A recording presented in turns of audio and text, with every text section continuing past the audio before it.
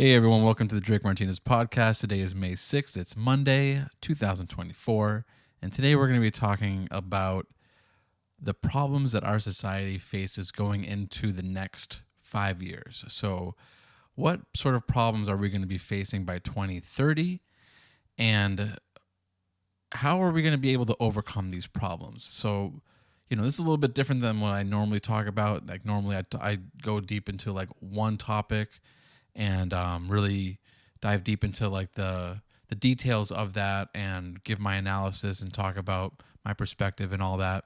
But today we're going to be talking about something a little bit different. And I think this is a really important topic to get into because I think we are heading into a cascading effects of monumental, colossal problems that our generation is going to have to fix. And what I mean by our generation, I'm talking primarily about millennials. Millennials are the ones that are going to have to be fixing these issues, because either we are the ones that are going to be having to fix them like now, or we are going to be training our children. Either let's say Generation Alpha, Gen Z. Like I don't know about Gen Z. I think maybe they might be gone, but at least Generation Alpha stands a chance of being able to combat and overcome these issues in the future.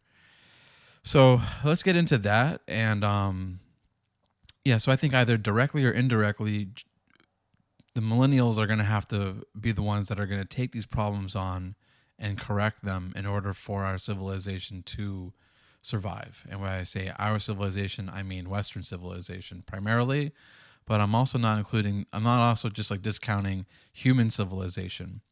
There's a lot of problems that really could end human civilization, at least in terms of like this massive civilization that we have now, where it's robust, it has, amazing technology, it has prospects for the future, And I think one of the things that really made me think about this was the fact that cartoons now, I know this is such a silly thing, but it's actually a pretty profound thing, I think, if you really think about it. Cartoons and sci-fi now are way different than they were in the 1950s, 1940s. If you go back to that era, even 1960s, all the way through the 70s, and actually including into the 80s. The 80s, I think, is when you start to see the shift. But anyways, you get the point. But during this time period, sci-fi or glimpses into the future in terms of like art, music, movies, film, cartoons, they had an optimistic view of the future. A classic example would be the Jetsons. That the common outlook of the future, even if you look like to Back to the Future, that there is, if you go into that the further they went into the future, the more advanced technology would be, that people would coexist with this technology really well. There wouldn't be a lot of social strife. There were some films that predict like a more dystopian type of future, but I think that those were just like more outlier rather than the mainstream outlook. The mainstream outlook was one of optimism, was one of looking forward to the great leaps and bounds that humanity was going to be able to overcome.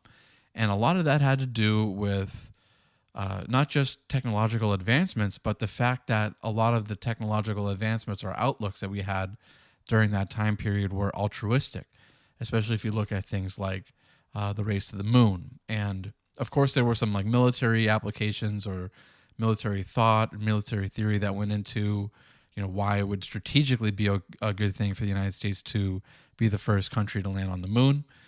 But that's beside the point. That it was largely just a scientific exploration. That was the primary focus and the primary means of which that was accomplished, was not so that there would be a military application for it. That there might have been one in the future, but that the main purpose was being the first to do it and having that stamp of exploration, that stamp of human ingenuity and accomplishing great feats and going to to new frontiers by mankind. So that was like the view of like if you look at the future, if you will, during that time period. And I think if you look at art or if you look at entertainment, whether they be movies, cartoons, comic books, whatever you look at in terms of like what the future outlook is now, most of them, if not almost all of them, are pessimistic and don't have great outlooks for the future. They are almost all dystopian. They are almost all looking at it from almost like a Orwellian 1984 type of viewpoint. And I think that is the growing trend that we have experienced, and it would almost be like if you were to look at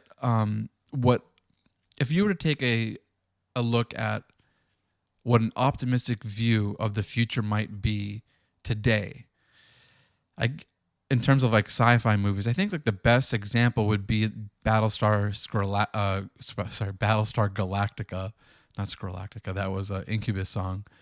Battlestar Galactica, before obviously like the war with the AI machines. I forgot exactly what they were called in the show, even though I saw almost all the seasons of the show. But there's a massive war between the humans and the AI machines that they were able to create on their home planet of Caprica. I'm pretty sure it was called, and their society is like totally integrated with and actually some episodes of Star Trek get into this as well, especially from like the Next Generation, where their society is totally integrated with technology, but the technology suits them and the technology enhances their lives, as opposed to it being like an Orwellian surveillance type of system. The technology makes food accessible and easy for them and affordable. They can just, hey, give me pancakes, materialize pancakes for me, and they got pancakes. There's the technology enhances and makes their lives easier and reduces poverty, reduces all these things. And although technology is doing that in our world right now, I think that in the future, we don't project that would be the case all the time.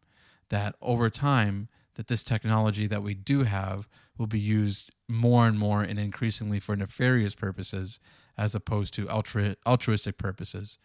And I think that would be a fair assessment. And I think that is like the overall like zeitgeist, if you will, of how people are looking at technology and how people are looking at society going into the future. And more people are becoming less optimistic and looking towards the future of like in a Star Trek or battle like Caprica kind of standpoint, where that technology really helps us and integrates into our lives. And actually the main focus point that they have in those films and in that sci-fi is that it is integrated with nature, and that nature still plays a role in which the beauty of nature, the landscape, the ability to have that connection with nature is still acknowledged and still made accessible, and it is not destroyed by technology. That they essentially like work in tandem and they work together to, again, enhance people's lives as opposed to turning it into like an Orwellian state. Now, why is this important? Because that viewpoint is something that is totally, I think, completely lost without a very small group of people. That is no longer the focus point. The focus point is no longer, let's move humanity forward in technology, in integration with nature, in integration with our needs and how we can use this technology to move into the future and move humanity forward. How do we colonize Mars? How do we colonize the moon? How do we colonize other planets and those planets' satellites, moons, in order to advance the human race and advance the human species. That viewpoint is no longer a goal. It's no longer even a vision that humanity has, even in science fiction. And I think that is what shows that our zeitgeist, our movement that we are moving towards, is one of survival and not one of thriving, if that makes sense, right? So on one side, and I might have talked about this in a previous episode, but it's worth emphasizing and going over again. On one side, we have a group of people, let's call them, Republicans, let's call them conservative-minded people on the right, and they're like, hey, we need to hold on to Western civilization. We need to have babies. We need to have acknowledgement of our culture and our civilization as a beneficial and a good one, and build off of that. But the building off of it is an afterthought to just being able to accept that it's a good thing. And on the other side, the left, you have a group of people who are like, no, that whole system was created from oppression, was created from on the bedrock of slavery, was created on the bedrock of like I said, oppression, colonization, and it's a bloody, awful system that needs to be disbanded and discarded. And then, and only then, will we be able to create in its ashes a new system of egalitarianism. It's almost like communism. There's a lot of different phrases that you can attach to it that will then advance humanity forward. So, but their vision is not as far reaching as a scientific integration with nature and humanity in order to advance the human species, because in and of another underlying principle of that system of beliefs that they have is that humans are bad. The humans, the system that not just that humans develop, but the humans themselves are bad, and the humans themselves, in their drive towards civilization, destroy Mother Earth. Gaia worship. This is like a form of Gaia worship, and in that destruction of our of our nature, the planet Earth, this drive towards climate awareness, that in that drive towards civilization expansion, that we are, in a sense, a parasite. This is something that like Agent Smith makes really clear in the first Matrix, I believe. He says it when he's interrogating Morpheus, that we resemble more a virus than mammals, that we deplete the resources, move on, and then deplete the resources again, much more, and we behave much more like a virus than we do mammals. That mammals create an equilibrium within their ecosystem, and human beings do not. So that sort of viewpoint attached to the destruction of the modern civilization, the Western civilization that leftists advocate for, creates a sort of conundrum that not only is the civilization that is already established bad, but the civilization that can be established afterwards, even if it's in a technologically advanced sort of motion, is also going to be bad. So therefore, human beings are bad, civilization is bad, and they don't really have like a clear vantage point of like or a vision to where humanity can go, aside from I hate to oversimplify it, but that just like open sexuality is the only thing that they can all agree on. If you think about it, there's nothing else that they can really agree on other than just the system needs to be brought down. Any kind of system that's brought up afterwards is going to be bad for the environment, and everyone should have sex with whoever they want and identify with, however they want. And that's not, those three tenets aren't really like a system for civilization, right? So so just to recap, there used to be a broad-ranging, optimistic view of moving forward in terms of humanity, of one of technologically advanced society that integrates itself with the beauty of nature and harnesses the beauty of nature and maintains it, even if it's just for aesthetic purposes. And that has been replaced with one camp that wants to destroy the whole thing and won't allow anything that could be created in terms of technology or anything else, and just really just advocates for sexual freedom and gender freedom. And on the other side, you have a group of people that just want the bedrock to be acknowledged, right? That just want hey, we just want at this point for you guys to understand that Western civilization is a good thing and that having children is a good thing, right? So you can see right there that those two, when you really break down the philosophies of how these groups of people think, that these two groups of thoughts are totally incompatible. And not only that, but within the leftist framework, you also have a group of people that view this framework of this thought as nonsense. And they understand that it's not a true civilization plan.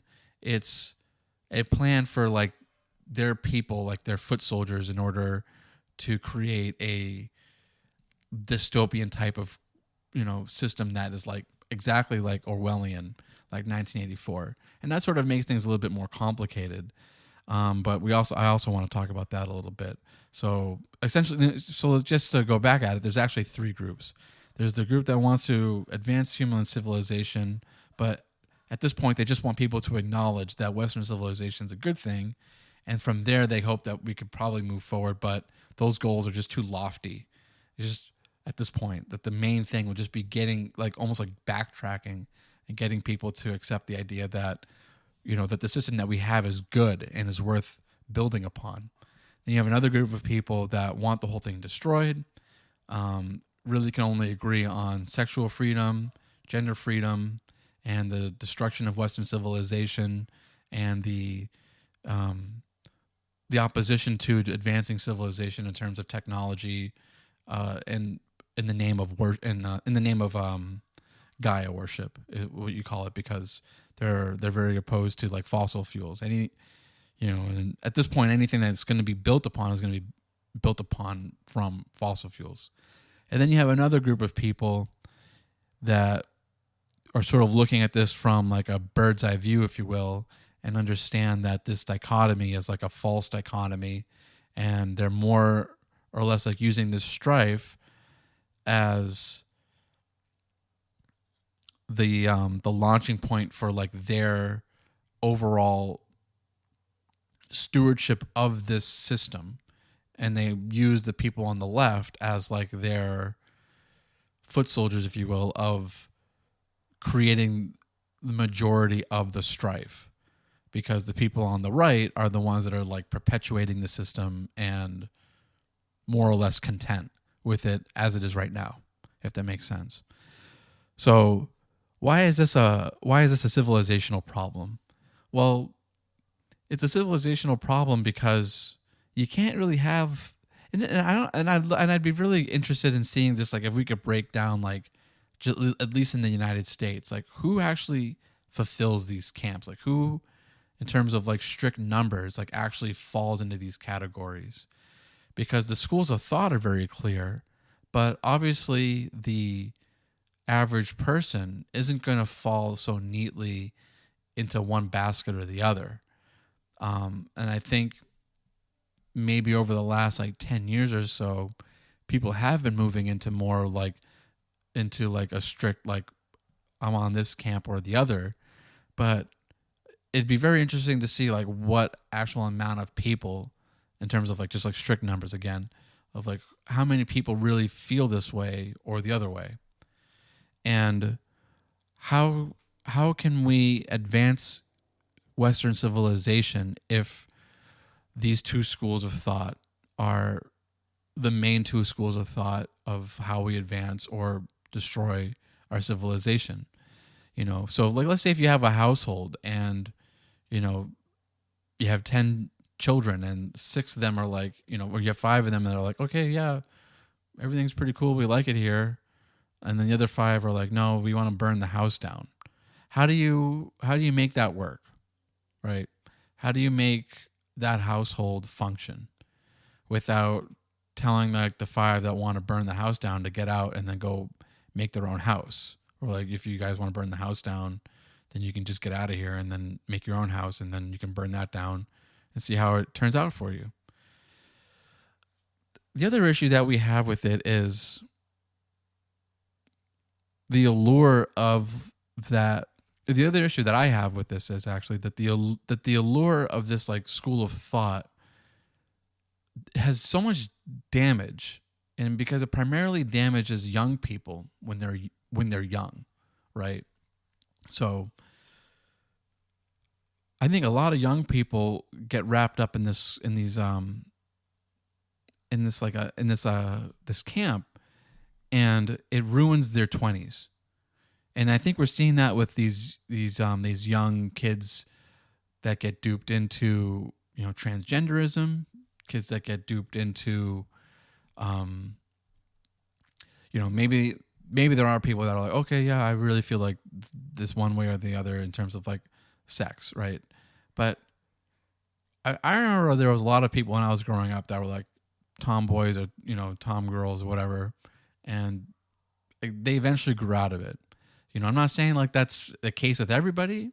Obviously, like everyone's case is a little bit different, but people at least back then had the chance to like grow and make mistakes or change their thought.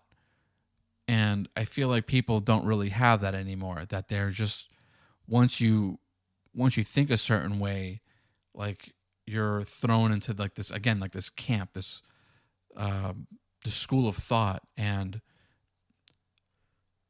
switching your thinking is frowned upon. You're looked at as a traitor. You're looked at it as someone who's giving ammunition to the other side, the enemy camp, and we can't have that. So there's a lot of things going on in terms of like how people are thinking, and when people go into one of these camps or one or the other, that they, like I was saying, that they spend the majority of their 20s. So let's say you have people that like, again, like either got sucked into transgender theory or transgender ideology, and then they grow up and they're like, hey, that wasn't really so important to me anymore. But now they already had the surgery. Now like that's like their group of friends, and that's a really difficult thing to detach yourself from. Same thing with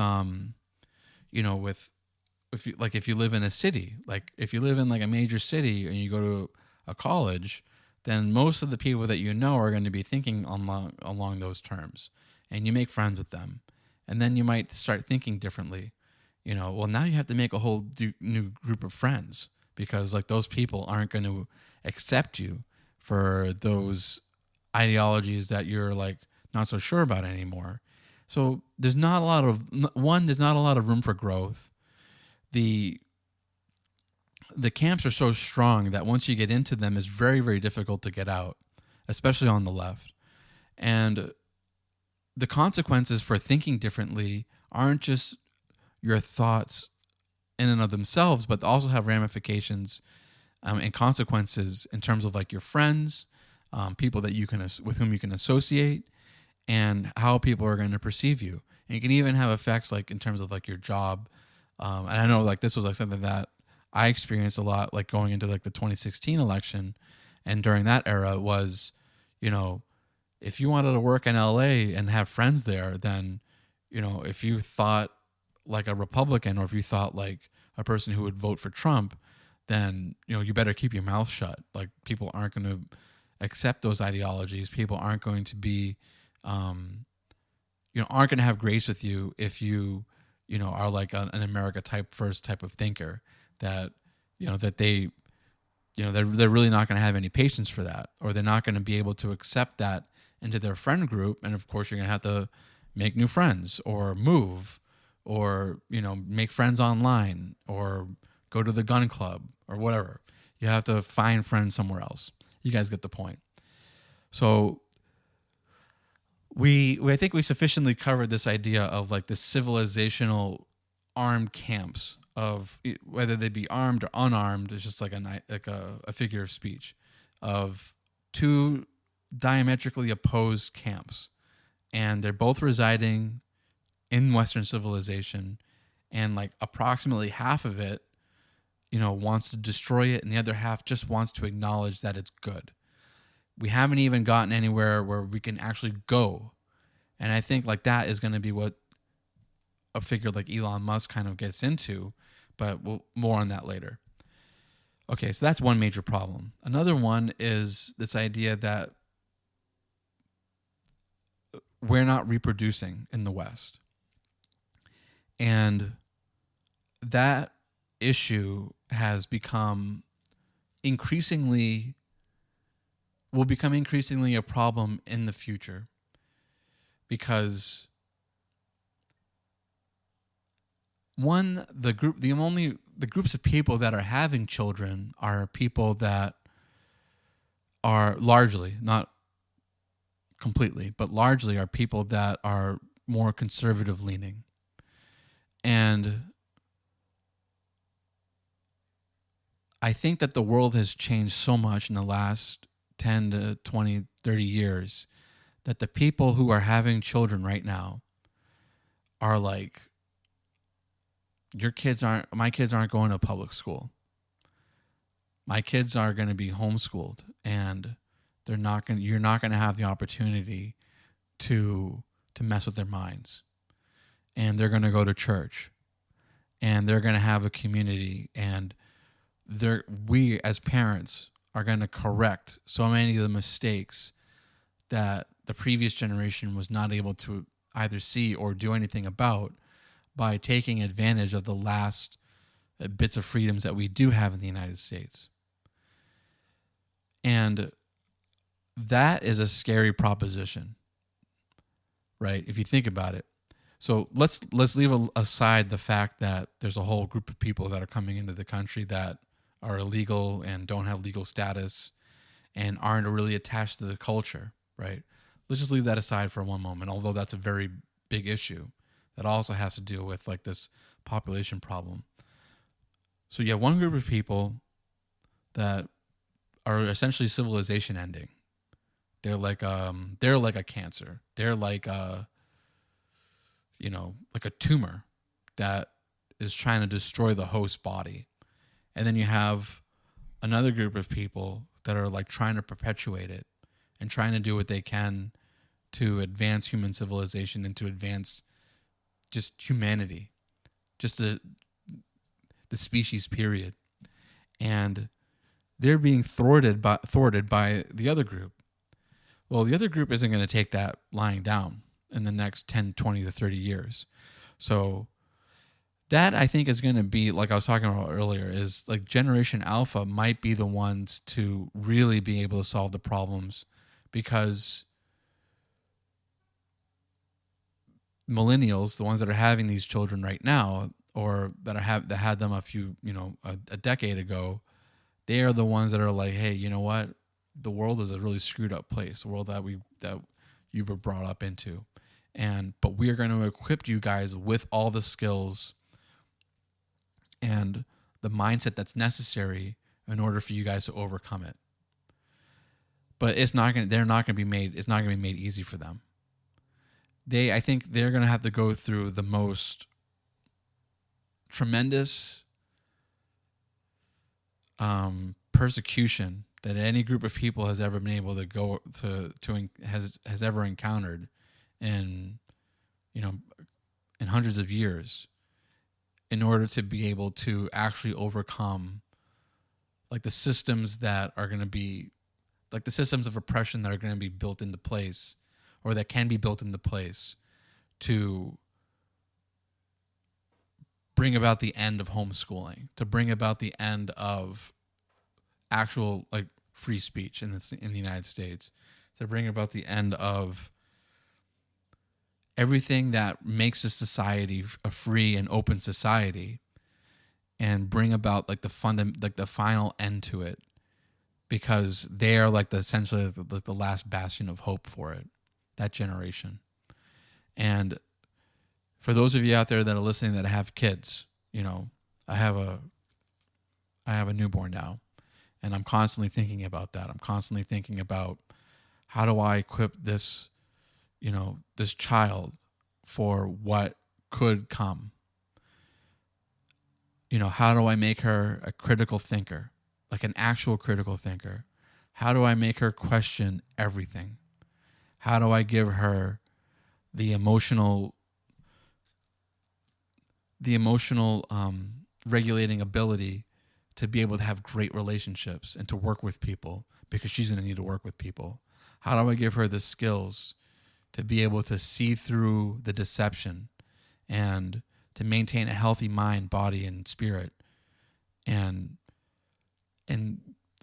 take on all of these immense problems that are going to be thrown her way with grace and with cooperation and being able to work with other people? And how do I do all that without sending her to a public school, without the interactions that she's going to need with other young people her age, and be able to connect with them? How is all this going to, how do we do all that? But what's crazy is that the more parents that I talk to, the more people I talk to that are going through this with their children, most of them are on the same page. Most of them are like, yeah, this world is a crazy place. I don't agree with what they're doing to kids, and this is what the steps that I'm doing to ensure that that doesn't happen to my children. And I think that this next generation is going to be a massive bastion of hope, and they might be the ones that be able to do it. But we need to be able to set that groundwork and set that framework for them. I think the previous generations totally failed with that. I think that they were able to just take advantage of, cheap houses, cheap money, cheap everything, good living, and they squandered it, and they didn't prepare the future generations for the fight that was going to have to happen. I don't think they even saw that the fight was a real battle coming up. But now that it's here, this is like the make or break moment. So we have just like these armed camps of I'm talking about like a figure of speech. Like we have these diametrically opposed ideas. And then we have the fact that it's about to get way more ramped up because really only one of those sides is having children. And the other side so one side has a monopoly on children, and the other side has a monopoly pretty much on messaging and government control, government bureaucracy, and they have like a monopoly on the school system and education. So there's so many things that are just like coming into play with all this, and I'm sort of just like brainstorming out loud at this point of like how we're going to be able to overcome that. But some of the other things that we're facing is not just like the civilization of, these things that can end civilization in terms of like just population collapse, of the things that are being taught, education, but and then not just all the things that are happening in terms of like what's happening at the border and what's happening with illegal immigration with coming into the country, but the cumulative effect of all these things brings about such a massive distrust in government that I don't see really how we're going to be able to recover without some type of big event, whether it be like massive secessions, like this states seceding, whether it be, economic collapse, whether it would be and one of the things I've been thinking about a lot lately is the possibility of a complete breakdown of the armed forces. I think that if we were to get into a conflict with another country. We're not in 2003 anymore. We don't have like that group of people in 2003 that made up the United States military, that went to war in Iraq and Afghanistan. Those aren't the people that are in the military anymore. And I know because, I've been in the military, recently. And those people, there's, don't get me wrong, there's a lot of patriots. There's a lot of people that love this country. But how many times, does the country have to go through these massive wars and, lying to the people and the persecution that happened with COVID, the purges that happened after that as well? How many of those purges that we're gonna have to go, like those Stalin-esque purges, do we have to go through before the American military is like, yeah, you know what? We don't want to do that. We don't want to go to war. Yeah, Congress can do whatever it wants. They can, can set up a draft. But how many of those kids are going to be able to actually go into warfare, actually be able to step foot on the battlefield? Not a lot of them. So we have such an epidemic with, mental health problems in this country that most of those kids aren't going to be able to do it. And then the ones that can do it are going to be too old. And the ones that are already served are like, yeah, you know what? I already did my time. And I don't want anything to do with this war. And you already told me that you hated my guts. So why would I defend this government? I'll defend the country if people come on, or if people step on the soil over here. But I'm not going to go over and go fight this war anymore.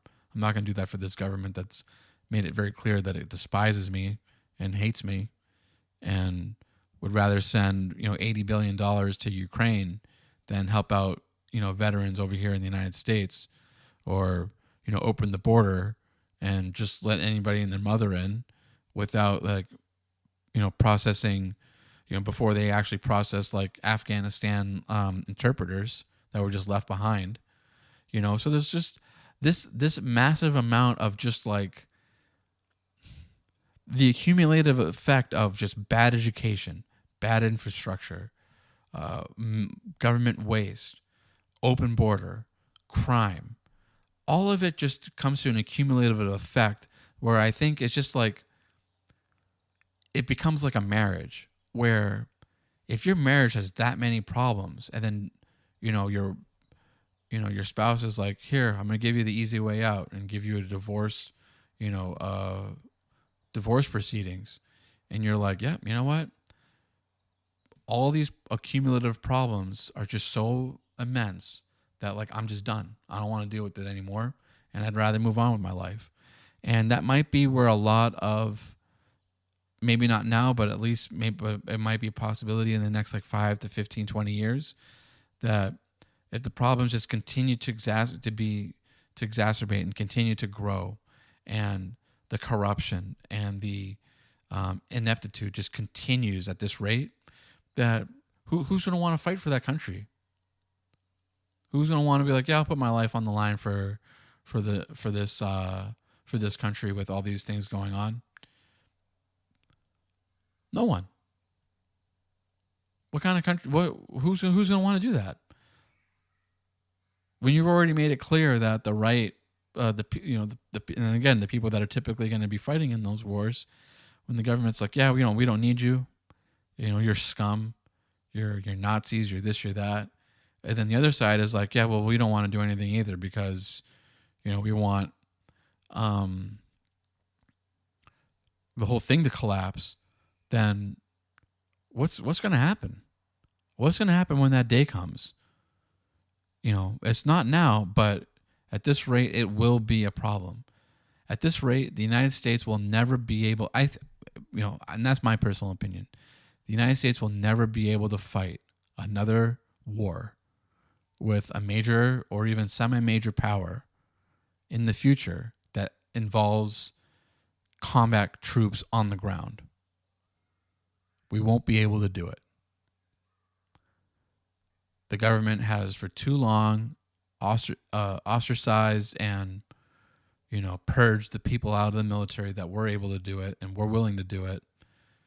And the people that they have or the people that they have given favor to won't be able to do it for mental or physical or ideological reasons. As ironic as that is.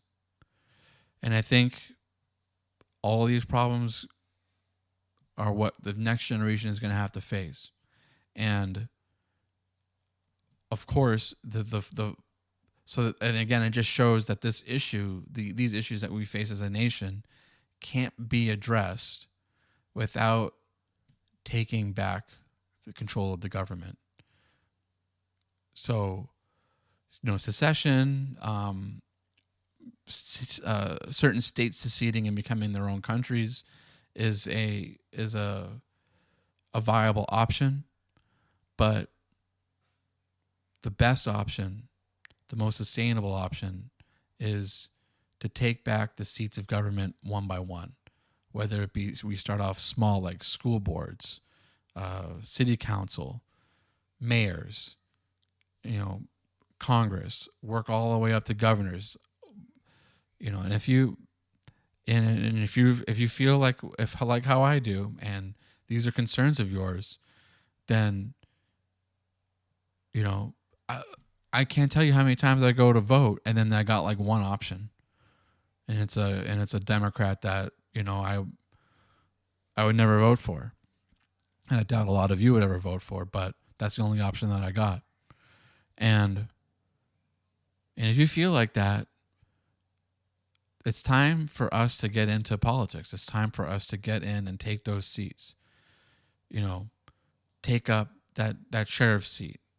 Take up that school board seat and become elected and get involved with your state Republican Party, because the Republican Party is just a bunch of clowns, and they're like controlled opposition. And if we can make it a real opposition, it might take a few years, it might take a decade, but at least we can lay that groundwork for the next generation to have a fighting chance. And if we work with our children and equip them so that they can, understand government, they can understand finances, they can understand, health and how to work with people, and we can take back our country. And we can take back our country by making whole, healthy families and children, one child at a time, one family at a time, and and get rid of this parasite and get rid of this virus that has been, damaging our society for so long. Okay, so with that, I'm going to leave you guys. Thank you guys so much for tuning in. This is a topic that has been, near and dear to my heart. I've been thinking about this a lot. This is my first time being a father, and I've been thinking about all these things so much lately. And I hope that the groundwork and like the path forward that I see is something that resonates with you guys. And if you also feel the same way, let me know in the comments, because I feel like our country doesn't have many years left. And, I don't hate anybody. I don't